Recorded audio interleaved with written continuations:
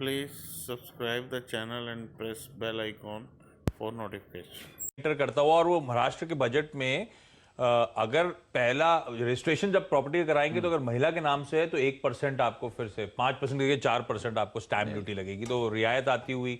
कर्नाटका ने ऐसी रिलीफ दी थी। अच्छा, वीरू के लिए अच्छी खबर है। वीरू के लिए एक तो कल मौसम अच्छा हो गया, कल बारिश हुई दिल्ली में।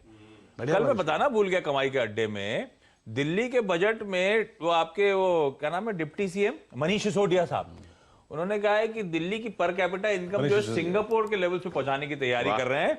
वीरू के पास बहुत पैसा आने वाला है। सिंगापुर के लेवल्स पे पर कैपिटा पहुंचेगी 2047 तक। और एक और अच्छी खबर है वीरू के लिए कि वैक्सीनेशन फ्री कर दिया। वाईफाई फ्री है। जब तक वीरू रिटायर होगा तब तक उसकी इनकम सिंगापुर वालों से ज्यादा हो जाएगी। 2047 तक तो सबका रिटायरमेंट हो जाएगा। ये वीरू को फायदा नहीं होगा। तो अच्छा, मेरे को इसमें से भाई साहब, मैं रहता हूँ नोएडा में, हर बार मेरे को दिल्ली में धकेल के ले जाते हैं आप। ये नोएडा में रहता हूँ तो मेरे को इतना फायदा नहीं होगा। हाँ, इनको यूपी के बजट से फायदा वो दिल्ली एनसीआर की बारिश का फायदा होगा मेरे को। अच्छा दीवान सर, ये रियल एस्टेट में बाकी टेलविंड्स है, स्टेट गवर्नमेंट्स की तरफ से तमाम अनाउंसमेंट, स्टॉक्स में अच्छा मूवमेंट।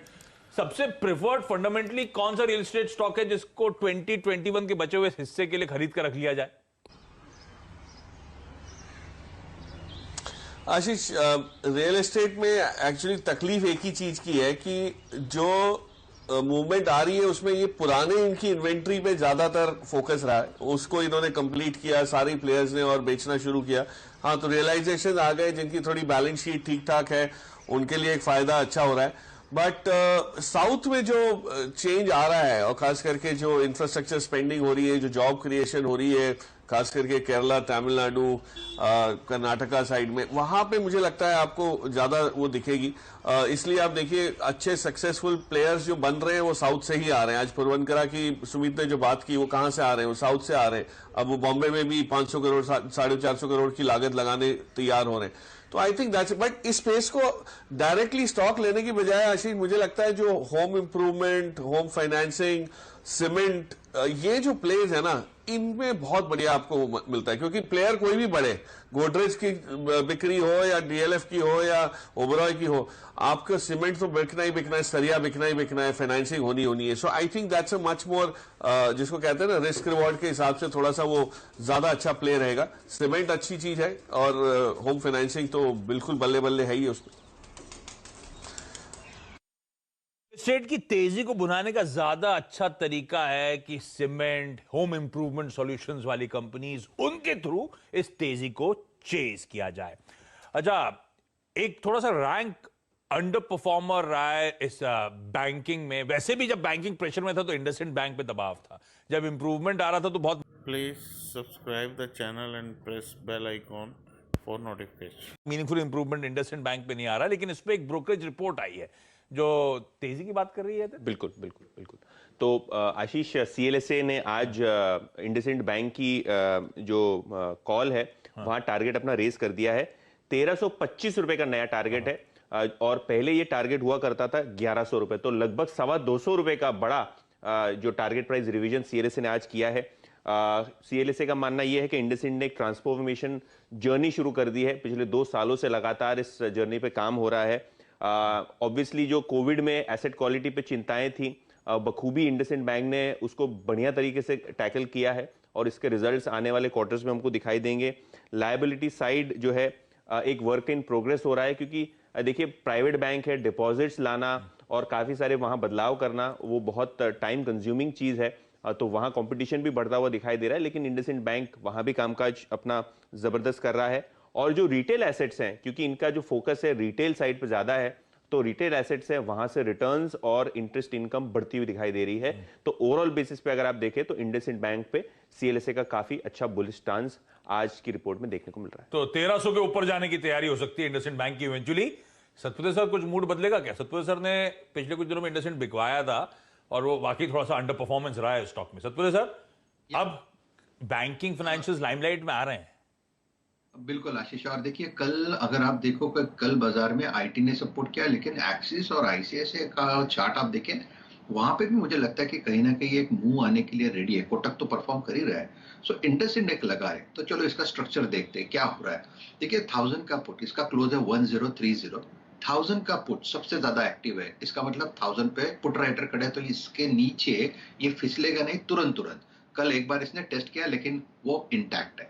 ऊपर कहाँ रेजिस्टेंस है, 1100 का कॉल एक्टिव है, और रेजिस्टेंस कहाँ है, जो मैक्स पेन है ये है 1040। और टेक्निकली अगर आप देखें तो 1040 से लेके 1045 यहाँ पे मूविंग एवरेजेस का क्लस्टर आता है। सो द पॉइंट इज, अगर इस रिपोर्ट के सामने यहाँ पे शॉर्ट कवरिंग आनी है तो 1040 1050 निकले तो फिर उसके बाद इंडसइंड चलेगा 1100 तक। तो आज प्रोबेबली एक शॉर्ट कवरिंग का दिन हो सकता है। Okay okay Yatin, rest brokerage reports जिसमें स्पेशली टू व्हीलर स्पेस पे जेफरीज की रिपोर्ट है, उसका जरा उल्लेख करिए।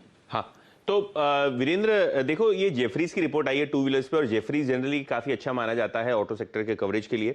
इन्होंने ये कहा है कि जो स्कूटर का होलसेल वॉल्यूम है वो पिकअप होने जा रहा है। इसके अलावा अगर आप देखें तो प्रीमियम मोटरसाइकिल सेगमेंट बहुत बेहतरीन तरीके से प्रदर्शन दिखा रहा है। तो स्कूटर और प्रीमियम मोटरसाइकिल को अगर आपको खेलना है तो टीवीएस मोटर्स और आइशर मोटर्स, ये दो उनके प्रेफर्ड पिक है। आइशर मोटर ने रिसेंटली काफी सारे एनालिस्ट को ये भी कहा था कि जो प्रीमियम बाइकिंग सेगमेंट है वहाँ डिमांड बहुत अच्छी तरीके से वापस आ रही है, पेंटअप काफ़ी अच्छा वहाँ देखने को मिला है। तो जहाँ तक कि जेफरीज का सवाल है, उनका कहना यह है कि टीवीएस मोटर्स और आइशर मोटर्स इनके प्रेफर्ड पिक रहेंगे, क्योंकि एंट्री लेवल की जो बाइक्स हैं वहाँ इतना बड़ा वॉल्यूम ग्रोथ नहीं दिखाई दे रहा है। तो बजाज ऑटो और हीरो मोटोकॉर्प के वॉल्यूम्स शायद इतने उभर के ना हैं जितने टीवीएस मोटर और आइशर मोटर्स के वॉल्यूम्स पे जेफरीज को लगता है कि आउट परफॉर्मेंस देखने को मिल सकता है। ओके, तो प्रीमियम की तरफ फोकस, और प्रीमियम में ये दोनों कंपनी टीवीएस मोटर्स अपने टाइप्स के चलते और आइशर मोटर्स और रॉयल इनफील्ड के चलते रडार पर रखिएगा। इनमें शायद ज्यादा अच्छी तेजी, अच्छा माहौल बनता हुआ नजर आए। वैसे ऑटो स्पेस की बात छिड़ी और दीवान साहब हों तो बहुत कुछ बात करनी है, लेकिन एक काम करते हैं, हम आगे बढ़ते हैं और अब पहला सौदा की शुरुआत कर देते हैं एक बार, क्योंकि अब मार्केट्स की प्री मार्केट्स की ओपनिंग की जल्दी शुरुआत होती हुई नजर आएगी। पहले क्विकली जरा सम अप कर दूं मूड माहौल। तो यूएस में अच्छा मोमेंटम कल पिकअप हुआ है, बॉन्ड डील थोड़ी सी जो कंसोलिडेट हो रही, अब वैसे कल जहां हमने छोड़ी थी उससे ऐसा नहीं कि बहुत ज्यादा दबाव में बॉन्ड डील नजर आएगी, उन्हीं लेवल्स के आसपास कंसोलिडेशन है, पर यह सच है कि 1.61 के हाई से काफी हद तक करेक्ट हुई है। तो यूएस में इसीलिए थोड़ी सी तेजी लौटती हुई नजर आई। वो जो ग्रोथ स्टॉक्स पिट रहे थे उनमें आउट परफॉर्मेंस था। हालांकि ये तेजी जो यूएस में आई थी उसका बहुत ज्यादा उसी तरह का रिफ्लेक्शन अक्रॉस एशिया आपको नजर नहीं आएगा, लेकिन हाँ, एशिया फ्लैट से इन ग्रीन इस समय Please subscribe the channel and press bell icon for notification. Trade करता हुआ। और एशिया में इस समय की हाईलाइट ये कि लोअर लेवल से ज्यादातर मार्केट्स, ये देखिए आपकी स्क्रीन पे शुरुआत हुई थी तो कुछ लाल निशान के साथ मार्केट्स थे, लेकिन अब धीरे धीरे एशिया पिकअप करता हुआ इस समय आपको नजर आएगा। और इन सब संकेतों के बीच में एसजीएक्स निफ्टी हाईलाइट कर रहा है कि एक गैप अप के साथ शुरुआत होगी। तो हम कल बहुत इंपॉर्टेंट जंक्चर पे जाके 15,100 के बेहद करीब जाके बंद हुए थे, जहां पे 15,100 के लेवल्स पे, 15,200 के लेवल्स पे तगड़ा आउटस्टैंडिंग बिल्डअप है। तो अगर मीनिंगफुल गैप अप आता है तो देखना होगा उसके बाद कितना और कंसोलिडेशन, कितनी और तेजी तूल पकड़ती हुई नजर आती है भारतीय बाजारों में। एसजीएक्स निफ्टी हाईलाइट करा है कि 90-95 पॉइंट के आसपास का उछाल हमें देखने को मिलेगा। तो ये बेसिकली मूड माहौल। और हाँ, इस बीच हुआ क्या, बॉन्ड डील नरम पड़े तो सोना $1,700 के ऊपर पहुंचता हुआ। आज इंपॉर्टेंट इन्वेंट्री रिपोर्ट कच्चे तेल की आनी है, उससे पहले back to back second trading session था जब कच्चा तेल कुछ हद तक कूल ऑफ होता हुआ आपको नजर आया है। तो ये ग्लोबल मूड माहौल था हमारी ओपनिंग से पहले। कल सेकंड हाफ में हमने अच्छा मीनिंगफुल रिटर्न्स भारतीय बाजारों में आते हुए देखे थे, 1% का उछाल और शुरुआती टिक्स अब आपकी स्क्रीन पर, बट ऑब्वियस इन ग्रीन शुरुआत होती हुई। मैं ज्यादा डिटेल में जाऊंगा नहीं, जब तक भाव सेटल ना हो उसका मजा नहीं है, लेकिन हाँ, मजबूती के साथ शुरुआत होने के इंडिकेशंस सेंसेक्स और निफ्टी दोनों आपको देते हुए इस समय नजर आएंगे।